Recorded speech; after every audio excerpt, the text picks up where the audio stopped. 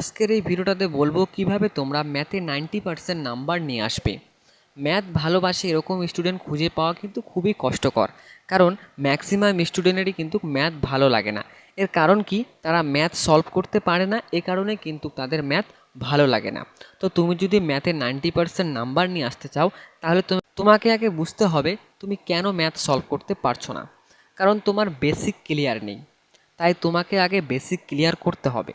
Basic clear থাকলে তবে কিন্তু তুমি ম্যাথে ভালো মার্কস নিয়ে আসতে পারবে। তুমি যদি ম্যাথে 90% মার্কস নিয়ে আসতে চাও, তাহলে কিন্তু তোমাকে প্রচুর পরিমাণে প্র্যাকটিস করতে হবে।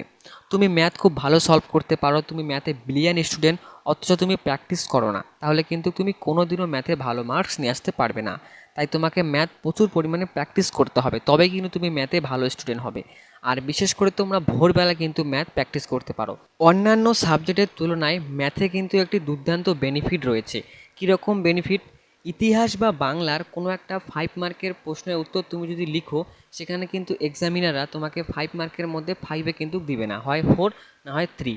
কিন্তু ম্যাথে এরকমটা হয় না। তুমি যদি কোনো একটা ম্যাথ সঠিকভাবে সলভ করতে পারো, রাইট অ্যান্সার নিয়ে আসতে পারো, সেখানে কিন্তু তোমাকে এক্সামিনাররা 5 মার্কের মধ্যে কিন্তু 5 মার্কে কিন্তু তুমি পেয়ে যাবে। তো আশা করি তোমরা বুঝতে পেরেছো। এই টিপসগুলো তোমরা ফলো করো, তোমরা দুর্দান্ত কিন্তু ম্যাথে রেজাল্ট করবে আশা করি।